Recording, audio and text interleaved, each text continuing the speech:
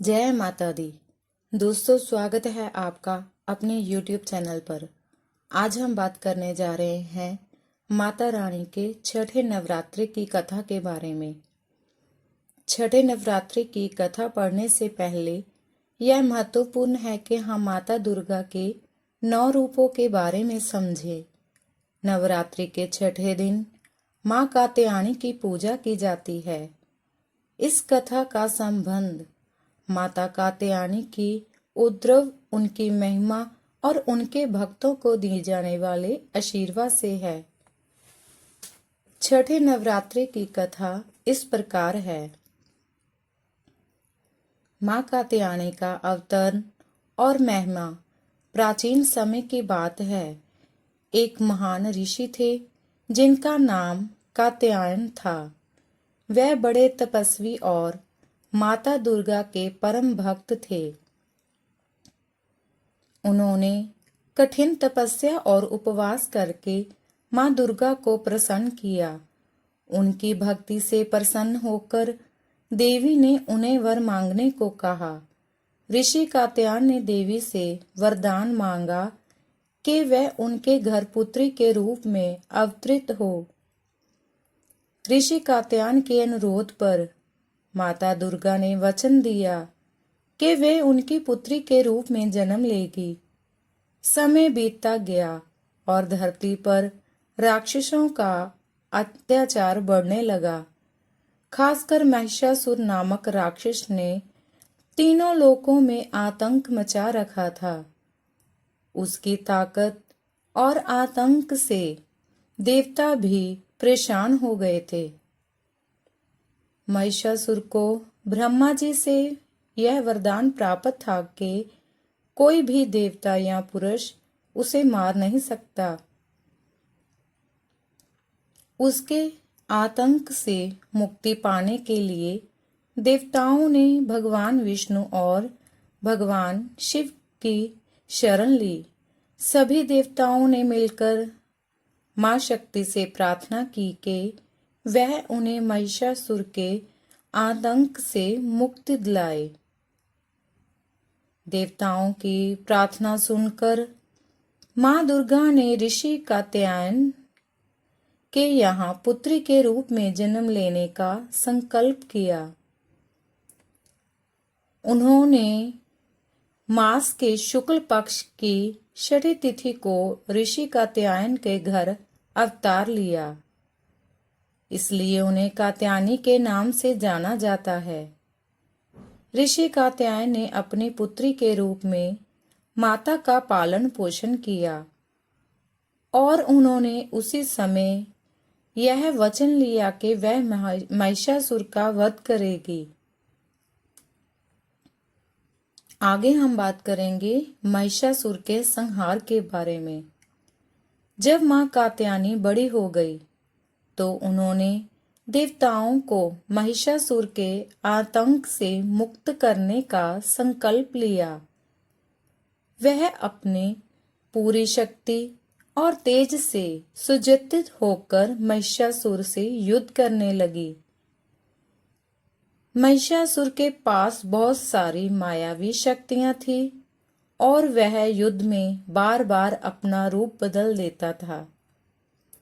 लेकिन मां कात्यायनी की शक्ति और धैर्य के सामने महिषासुर अधिक समय तक टिक नहीं सका। मां कात्यायनी ने महिषासुर का वध करके देवताओं को मुक्ति दिलाई। महिषासुर का वध करने के पश्चात देवी ने देवताओं को आश्वासन दिया कि वह सदैव धर्म की रक्षा के लिए तत्पर रहेगी और अपने भक्तों की रक्षा करेगी। महिषासुर के वध से देवताओं ने प्रसन्न होकर मां कात्यायनी की स्तुति की और उनसे आशीर्वाद प्राप्त किया। इस घटना के बाद माता कात्यायनी को महिषासुर मर्दिनी के नाम से भी जाना गया, जिसका अर्थ है महिषासुर का वध करने वाली।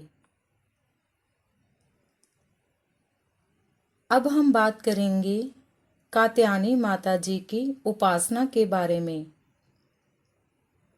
नवरात्रि के छठे दिन माँ कात्यायनी की उपासना की जाती है। माँ कात्यायनी को सौंदर्य, शक्ति और धैर्य का प्रतीक माना जाता है। उनकी उपासना करने से साधक को रोग, भय और शत्रुओं से मुक्ति मिलती है। वह अपने भक्तों को धन, सुख और विजय का आशीर्वाद देती है। इस दिन साधक अपने साधना में ध्यान और संयम का पालन करते हुए माँ कात्यायनी की आराधना करते हैं। उनका प्रिय रंग लाल है, इसलिए भक्तगण लाल वस्त्र धारण कर उन्हें प्रसन्न करने का प्रयास करते हैं। माँ कात्यायनी को शहद बहुत प्रिय है, इसलिए उनके भक्त इस दिन शहद का भोग लगाते हैं। इस दिन पूजा के दौरान भक्त माँ कात्यायनी के मंत्रों का जाप करते हैं और उनकी कृपा प्राप्त करने के लिए ध्यान मग्न होकर उपासना करते हैं। कहते हैं कि जो व्यक्ति माँ कात्यायनी की सच्चे मन से आराधना करता है, उसकी सभी मनोकामनाएं पूर्ण होती है। अब हम करेंगे माँ कात्यायनी जी के स्वरूप का वर्णन। माँ कात्यायनी का स्वरूप अत्यंत दिव्य और सौम्य है। वह 4 भुजाओं वाली है। उनकी एक भुजा में तलवार, दूसरी में कमल का फूल है, तीसरी भुजा अभय मुद्रा में है, जो उनके भक्तों को निर्भय होने का आशीर्वाद देती है, और चौथी भुजा वर मुद्रा में है, जो भक्तों को आशीर्वाद देने का प्रतीक है। उनका वाहन सिंह है, जो शक्ति और साहस का प्रतीक है। माँ कात्यायनी के इस स्वरूप की पूजा करने से व्यक्ति में आत्मविश्वास और साहस की वृद्धि होती है। उनकी पूजा करने से भक्तों के जीवन में आने वाली कठिनाइयां दूर होती हैं और वह अपने जीवन में हर क्षेत्र में विजय प्राप्त करते हैं। अब हम बात करेंगे माँ कात्यायनी जी के व्रत के महत्व के बारे में। माँ कात्यायनी की पूजा विशेष रूप से उन कन्याओं द्वारा की जाती है जो मनोवांछित वर की प्राप्ति की कामना करती हैं। ऐसी मान्यता है कि जो अविवाहित कन्याएं माँ कात्यायनी जी का व्रत करती हैं और उन्हें प्रसन्न करती हैं, उनकी मनोकामना शीघ्र ही पूर्ण होती है और उन्हें योग्य जीवन साथी प्राप्त होता है। इसे कात्यायनी व्रत भी कहा जाता है और यह मुख्यतः मार्गशीर्ष मास में किया जाता है। इस व्रत के पालन से न केवल विवाह की समस्या का समाधान होता है, बल्कि दाम्पत्य जीवन में भी सुख शांति बनी रहती है। माँ कात्यायनी अपने भक्तों को सभी प्रकार के बंधनों से मुक्त करती है और उन्हें सुख, समृद्धि और वैवाहिक जीवन में संतोष प्रदान करती है। इस कथा का आध्यात्मिक संदेश यह है कि माँ कात्यायनी की कथा हमें यह सिखाती है कि सच्ची भक्ति और आत्मविश्वास से किसी भी प्रकार की विपत्ति का सामना किया जा सकता है। महिषासुर जैसे अत्याचार का अंत करके माँ कात्यायनी ने यह संदेश दिया कि चाहे कितना भी बड़ा संकट क्यों ना हो, अगर हमारे भीतर साहस, आत्मविश्वास और धर्म के प्रति समर्पण है तो हम किसी भी परिस्थिति का सामना कर सकते हैं। उनकी पूजा करने से व्यक्ति में सकारात्मक ऊर्जा का संचार होता है और सभी प्रकार की नकारात्मक शक्तियों से मुक्ति मिलती है। माँ कात्यायनी का अवतरण यह भी सिखाता है कि नारी शक्ति में अपार सामर्थ्य है।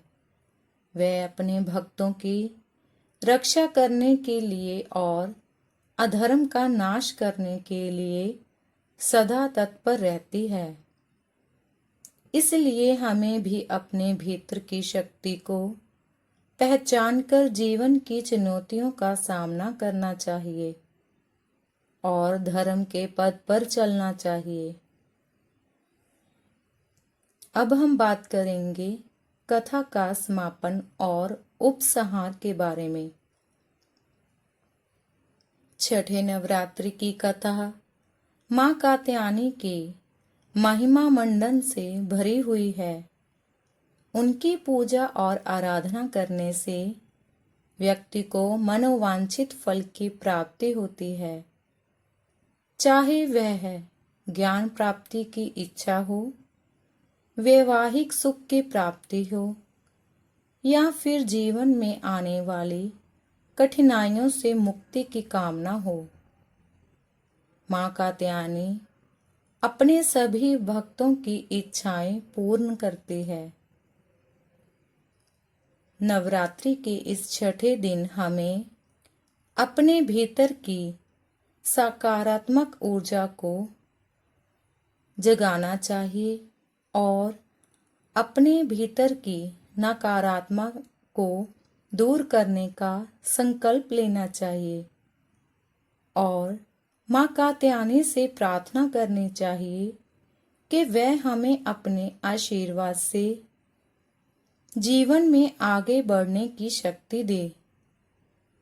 उनकी उपासना से न केवल हम अपने जीवन में आने वाली बाधाओं को दूर कर सकते हैं, बल्कि हम अपने जीवन को सार्थकता की ओर भी ले जा सकते हैं। माँ कात्यायनी का आशीर्वाद हम सब पर बना रहे और वह हमें जीवन में हर कठिनाइयों से उबारने का साहस प्रदान करे। यही छठे नवरात्रि की कथा का मुख्य संदेश है।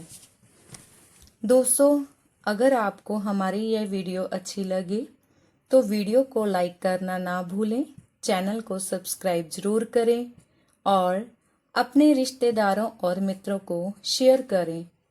मिलते हैं आगे ही ऐसे और धार्मिक कथा व कहानियों के साथ। तब तक के लिए जय माता दी।